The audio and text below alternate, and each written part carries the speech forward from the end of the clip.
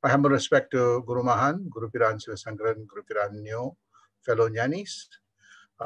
Today we are continuing Mahan's philosophy, the I God philosophy, and we are covering the concept of darkness, Erul, part 5. Today I'm going to be speaking about the link to the state of nothingness, the higher order continuum, how Swamiji shows how one can link to this higher order continuum, or what we call the highway to infinity. So let's start. So what we have is that in the previous lessons, we covered what Erul is, what our material life is, and the different manifestation of our material existence, from matter to light, and then vibrations, cosmic intelligence, and the Erul, the higher order state. So we went through a number of examples, and I'm going to review that, and because that's very important in, yes, we understand all this. It's great that we know all this theoretically, but how do we experience this? And this is one of the big difference that you see in Mahan's teaching, is that although he gives the philosophical explanation of this concept of the higher order substratum or continuum, which is part and parcel of all existence, including our material existence, but then he shows how one can experience this. So he covers with both the philosophical with the practical approaches to experience this. So this is why he always says that the experiential aspect is very important. And Mahan is one person that actually started off with experience. He tried, he experimented, he tested it out, he got those experience, and over time, as the experience, he got the awareness became more deeper, the sense of clarity of what this material existence, what the spiritual realm is, what is this universal realm. He started documenting all his experiences and slowly compiled this manual called I God to actually show one how one can actually experience this higher order continuum. And it's quite interesting that as I was seeing and researching Mahan's, meditation method and also the I God philosophy, I realized that actually he was somewhat like a scientist and explorer, pushing new boundaries, new realm, and he was documenting those experiences. So in today's lecture, I will talk about how he stumbled across this state of nothingness, which is spoken about in a lot of the scriptures, in many by great saints, thousands of years, how this Mahan discovered this and how he had his own unique way of unlocking this higher order continuum. So what I want to start off is that we spoke about Erul, this higher order continuum. One can call it, infinity, or a state of existence beyond our own realm. So this is a higher order continuum, and we know that from there emerged the primordial atom, which is the seed of our material universe, which was the four-dimensional universe, which has three-dimensional space and time. From there emerged our entire universe, through this expansion process and all the different forces that came to play. And we saw that the building blocks of our universe, energy, matter, we had radiation, the full works, right up to our stars, galaxies, suns, and our own universe that emerged close to about 14 billion years. So we see that continuum, but it all started from the primordial atom, which manifested from that Erul. So from that higher order continuum, we had the primordial atom. It unraveled the entire material existence and all the forces therein. And there emerged also that we see that as we push further, our own material existence emerged from this material universe. We happen to be on Earth, which had the right condition for biological life. Hence, we had the transformation of this energy and matter into biological beings, starting with one cell, two cell, and finally more complex beings.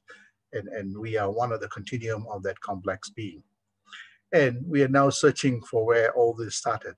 So we have this material existence, and from that material existence, our own primordial atom emerged. We all started with a primordial atom, and we see that by chance this took place as the universe, our universe began, and from there emerged the entire biological universe called our own, material body and mind and, personality, and we have that. So we see that we are part of the continuum of this primordial atom, but prior to that, we also have that core DNA of that higher order continuum. So we covered this in the previous lectures. We also saw that so zooming down to our own material personality. So we have a gross body, we have a mental state, we have a spiritual personality, an aura, and as we go higher and higher, we have a subtle version of ourselves. And we see that a higher order of that is light, and we spoke about, more subtler than that is vibration, and subtler than that is cosmic intelligence, and finally that Erul state. So that very similar to our universe, even our own biological universe has its origin from this higher order continuum. All this is great. So the question then is that how did Swamiji, stumble across this very important concept? So there's a question that is posed to him that how did the intellect come to know all of these things? And Swamiji speaks about how he discovered this. Interestingly, that as a scientist, and as most scientists have a microscope to discover the microbes and very, very small, minute things, which our eyes cannot see. So we use microscopes. And similarly, scientists also use telescopes to look at really faint stars and galaxies and nebulas, light, using telescope that is able to capture those light. So in both cases, at the micro level, we use electron microscope light to be able to see very, very small things. And at the macro level, we also use light, radiation, waves to be able to capture, galaxies that are distant, light years from all of us, and we're able to pick up all this. So we have the telescope and the microscope. But how does one discover this, the spiritual realm within us, this substratum that we are trying to, that Mahan and even scientists and others are trying to understand this consciousness? What kind of tools would we be able to use? And this is where Swamiji used this. While scientists have got a telescope and microscope, we have something called inner scope, our own inner apparatus that we can use to be able to dive deeply to be able to discover this. So in this, Swamiji then transforms his body, his mind, his intellect as a laboratory to try to understand what is this mind is, where does the thought come from, where did this whole personality emerge from. So he started exploring this within himself, and he discovered that our own personality, the discovery is that very interesting is how scientists looks at microbes using electron microscope and looking at their DNA, like how now with the COVID virus, they're trying to identify what is the DNA, how does it mutate, how do we neutralize it, in the same way at looking at distant galaxies, trying to understand, the inner workings of those laws that governs those different, galaxies, stars. And so in that same way, Swamiji realized that in all this, both the telescope and microscope, it's the human mind that is essentially looking through this, peering through this, trying to discover that. He says, then why can't I use my own inner mind to be able to discover where did I emerge from? Where did this personality emerge from? Where did this body emerge from? It's very clear that all the particles and the molecules and everything from the body emerge from that universe. So on the matter side, it's not an issue because we know the science is very clear. But what about, the consciousness, the I, the personality? And this is where Swamiji started going inwards to be able to discover. And he says that, you know, he realized this truth, this higher order substratum through, he says the top eye, which is the final link of, there are three important, eyes, or what you call inner scope, that enables one to decipher the DNA that gives form to the body, mind, intellect, and our own personality. He talks about the top eye, he talks about the base eye, he talks about the cerebellum, which is, the nape eye, forehead eye, and the top eye, which is links everything together. He says that I discovered this truth through being able to understand and be able to realize that a part of that imprint is within all of us if we are able to understand the forces that governs this. And these inner scopes enable us to be able to understand this. And this is where the meditational process is very important. So I'm going to take you through how he deciphered this knowledge, this matter, into light, into vibrations, into cosmic intelligence, and finally into the Erul state, using this, the different inner eyes that all of us have, nature's imprinted in us, the DNA of that higher order substratum that emanates as all these inner sights. So let me start. For an ordinary human being, we see that our sight is always outward, external. And, we are always projecting things from outside, our lives, our challenges, our happiness, all our relationships and all our experiences. So life sometimes can be very colorful and very dynamic, and that is imprinted in our mind. And from the time of waking right up to going to sleep, some form of this dynamic life that we have is continuously, percolating in our mind, in our thoughts, in all those things that we, in our waking day, we think about. And we're always preoccupied, and this creates that vibration in us. Sometimes the experiences are, very nice and very joyful. So we have very, nice vibrations and experiences. There are moments we have very challenging periods. We see that it becomes very difficult. People get down, depressed, and so on. So the imprints of the external world has an impact on the state of the mind. And this is what we have for most people, from the time of waking right up to going to sleep. And this continues, from the time, when we are young onwards, worried about school, going to school, right up to as we get older, about jobs, about family, about getting old, about getting sickness, or worried about death, loved ones passing on. All those insecurities, the experiences impact most people.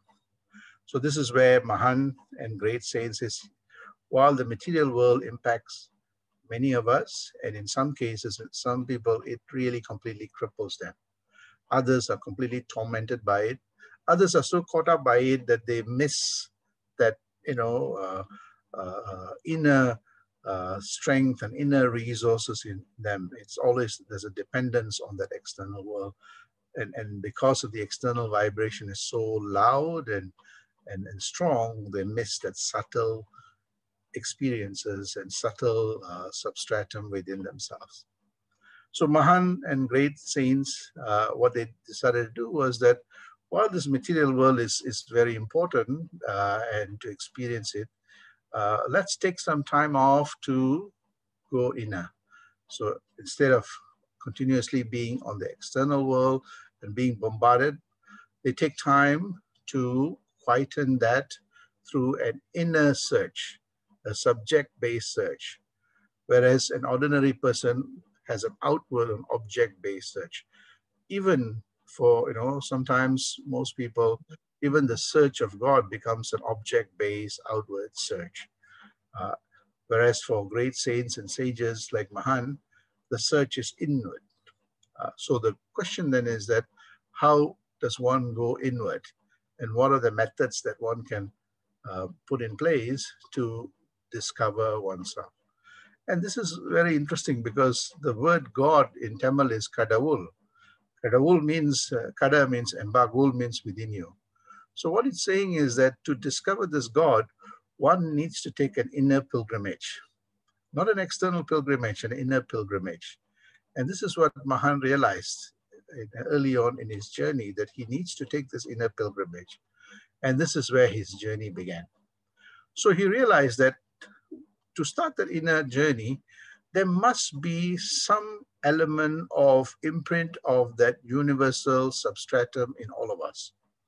Because if we were constructed in this material universe, and the material universe is, inherited the DNA from the higher order substratum, and we are part and parcel of the material universe, then the signature or the DNA of that higher order substratum, you can call it God, or supreme consciousness or supreme person, that DNA must be embedded in us, not external to us, but in our body, in our mind, and in our personality, the searcher, the seeker.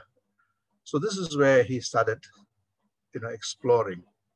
And what he realized was that within all of us, what is keeping us from realizing this is that our mind is very noisy with material thoughts. We are continuously preoccupied with material thoughts, and our frequency is always based on the material realm. But this spiritual realm is transcendental to this material existence. The word spirit means supra matter and supra energy.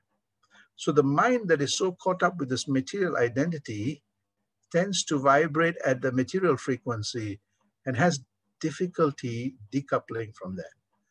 So Mahan then devised a method to be able to slowly, decouple from that material experiences and started focusing inward. And he realized that within all our bodies, there are important power centers that emanates vibrations. Our body is, electromagnetic field. And within the electromagnetic body, there are power centers that has higher levels of vibration if the mind focuses on it.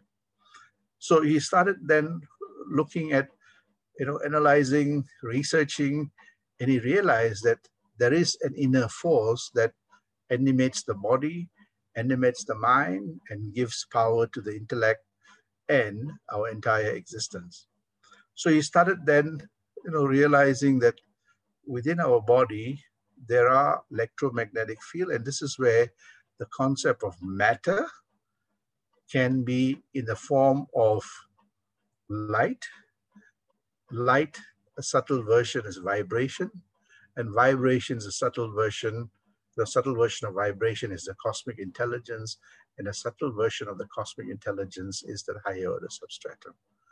And what he started doing was that, is there something within me that is more transcendental to the body, which is in the form of a subtle element? And he realized that by focusing the mind into that base, the Muladhara, what he was able to do is stimulate the neurotransmitters at the base of the spine. And interestingly, at that, in all of that has got, various important organs, endocrinal systems that carry a lot of neurotransmitters. Mahan doesn't use the word neurotransmitters. Today we know that it could be stimulated. The moment it's stimulated, you see that you feel the vibration much more stronger. So what Mahan was able to do was that he was able to, the first thing is to tap and awaken. What I mean awaken means stimulate that part of the body to elevate its neural transmission. So what has happened there is that the body that is so focused on the biology of the matter is now got an elevated electromagnetic field that the mind can start anchoring on. So, and what is happening is the mind that is so focused on the material body, so the mind became like a matter body, but the moment it started focusing on that vibration or that, at the base level, the neurotransmitters started emanating this vibration, which is all the neurotransmitters from the Muladhara started firing. And immediately the mind started anchoring on it. And we started realizing, aha, this matter body has become a kind of a light. The matter itself is light. So he started looking at the body in a very different way. And this is what a lot of scriptures speak about. Our body is actually light. We are solar beings, powered by electromagnetic field. So the mind that is so occupied with this material world out there started anchoring on this elevated electromagnetic fields. And he was able to, in the second step is once he was able to awaken that, he was able to then bring that through practice, because there's a connection between the Muladhara and the spinal cord. The moment the Muladhara was stimulated, the entire spinal cord has neurotransmitters that was also excited. So he was able to then start feeling that vibration transmitting from that spinal cord all the way to the brain. So you say, this is what great scriptures have spoken about, the awakening of that serpent within all of us. So it is like, slowly the transmitters are starting to switch on one by one, which previously was dormant. And the third step was that he was able to then, as the neurotransmitters will awaken, slowly it passes through the brain. Behind the brain is what we call nape, or the center of the cerebellum, where our memories, our thoughts, our experiences are registered. As that is stimulated, a lot more, blood circulation, the cell started, developing. And what happened was that we started seeing that you are able to remember things, you're able to store things, your mind became more, all the information that comes in, you're able to sort it out like a library. And more importantly, what was stored there before our own existence started slowly awakening. And this is where, deep in our own mind, nature has embedded many secrets, many information. When we are able to awaken our kundalini or the vibration and part of our brains are stimulated, we start seeing that we start getting important insights. We start asking questions. We have a lot of inquiries. We start going deeper and deeper, because part and parcel of nature's, secrets and nature's, dynamics, which an ordinary person may miss.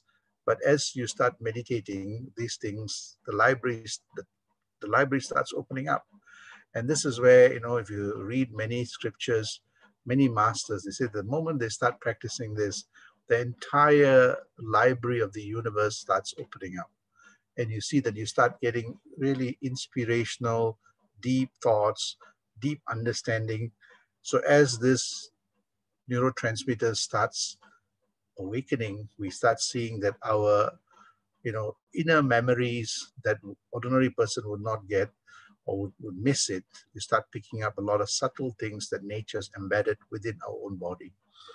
And quite interesting that, as we acquire more of this information, and as what is imprinted in us starts unraveling, we start seeing that we have a better understanding of our own biology and the meaning of our own self in this material existence. So things get unlocked.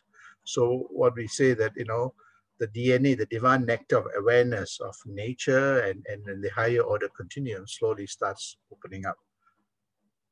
So this is the third step. And this is why when someone is practicing this meditation, over time, your thought shifts from outside to inner, and you start asking a lot more deep questions about who you are, what you are. And we can already see that in Mahan's own evolution, that when he started practicing this, he started asking more deeper questions. Who am I? What am I? What is this? What is the final frontier? And that search eventually starts revealing and opening up the libraries that are stored within us by our own material nature, that is, 13.8 billion years, the primordial atom and beyond. And as we go deeper and deeper, this library extends and become more deeper and starts revealing to us. So this is the third step that Mahan discovers. You can see in a lot of his quotes, he talks about this, and I'll come to that later. So this is the third step. As the neurotransmitters and as the electromagnetic field is elevated and it makes its way to the nape, and you can see physiologically in the brain, the back part is really important for memories and so on. And then what happens is that in the next phase is that as that energy channels and through help of a guru, it's anchored onto the forehead. And the forehead is between the eyebrows. And you'll see that there are important glands there, and the frontal cortex is very important. When that is stimulated, we see that, the neural activities are elevated. We start seeing that, our sense of awareness, our sense of our intellect becomes more sharper, our senses become very, sharp and more subtle. It's able to think more deeper. And we start seeing that the mind starts, getting rid of frivolous things and start focusing on more deeper meaning. A sense of, viveka and vairagya, ability to discriminate what is real and unreal, what is truth and what is untruth. So the mind becomes more sharper, the awareness becomes more deeper, and we see that, the mind becomes more focused. And when that happens, a sense of clarity comes in. Mahan used to say, "Telivana nele," sense of clarity. And when that clarity comes, it's easier to introspect. You don't get distracted and deviated. It's easier to contemplate, reflect, and meditation, becomes much more better. So the forehead meditation is very important. When this part is awakened, we see that, there's a sense of deeper awareness, intellect, a sense of courage, a sense of mental stamina comes in. So this is the forehead, the Swami, and a sense of understanding. And the beautiful part is that while the nape eye is opening up, all the, two things happens. One is that all your experiences are becoming more deeper, and it's, stored in your memory bank. At the same time, the memory bank is also unleashing and unlocking new secrets of the material universe and the higher order universes to you. And the mind can understand this. And there's a two-way play, that what you're experiencing and what is unlocked. And when they both come together, you see that, making sense of life and making sense of the whole entire inner and external cosmos become more easier. And this is the dynamics that Swamiji discovered, that, in many of his quotes, he speaks about that.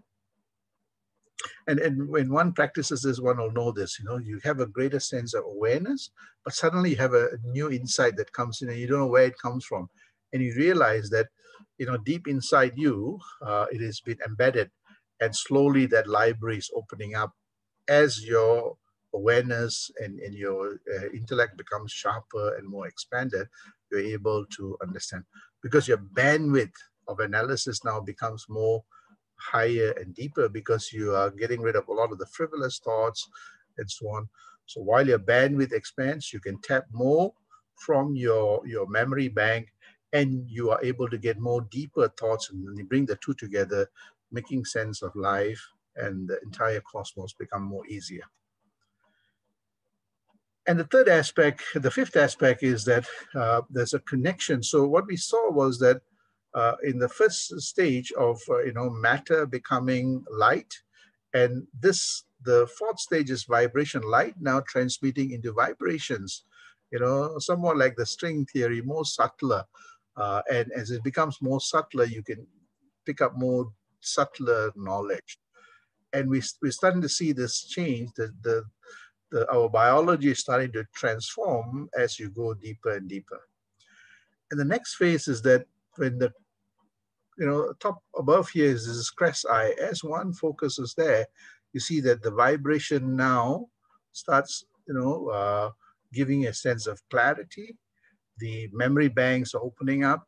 Your mind, your intellect is becoming more sharper, And you see that you're able to unlock this cosmic intelligence that brought everything together. Because what it means is that everything now makes sense, why they are there, why this has happened, the reasoning of what time is and timeless is and eternal is. So you start transcending this material existence beyond the light and vibration into a higher order understanding. And this is what Swamiji calls this, supreme bliss, the pleasure of bliss. He says, Summa irukum sugam. That bliss that is transcendental is what he talks about, this cosmic intelligence. And later on, I'll speak about this big I. So he speaks about this state of giving us that, vibration that gives us that cosmic intelligence. And it's not surprising because there are some important glands that this vibration increases here that released in our body, and important hormones that gives us more relaxed, calmer, cooler, not be perturbed by material things. And we see that those hormones that are flushed in our blood gives us a more serene, more sublime, more blissful experiences, such that our bandwidth just jumps another notch to be able to understand the next realm beyond that vibration to that cosmic intelligence.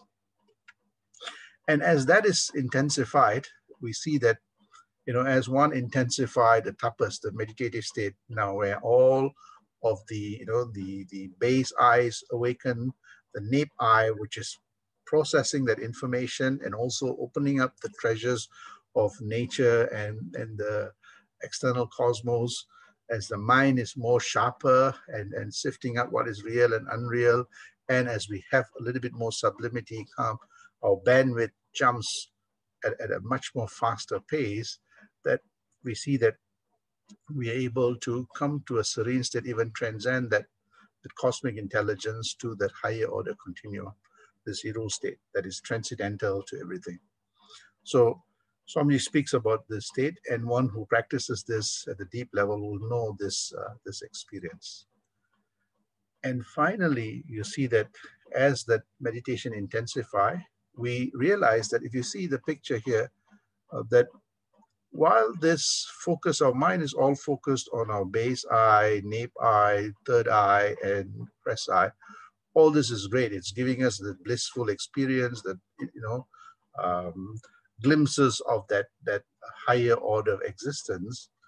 And this is great as one is in the meditative state. But if one continues this while waking, intensifying the tapas, you see that you realize that our material personality is not separate from that higher order state, not separate from that cosmic intelligence, not separate from that vibration, not separate from that light.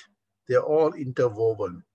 And we see that what is powering all that is this higher order continuum. And while you're living, you still feel that, you experience that, as you're going for your walks, as you are in the park or garden, as you're with people, you still, while partaking in it, as how this white space around this person, as this material world that we live in, while still in the material world, one is still anchored onto that higher order personality or the higher order substratum.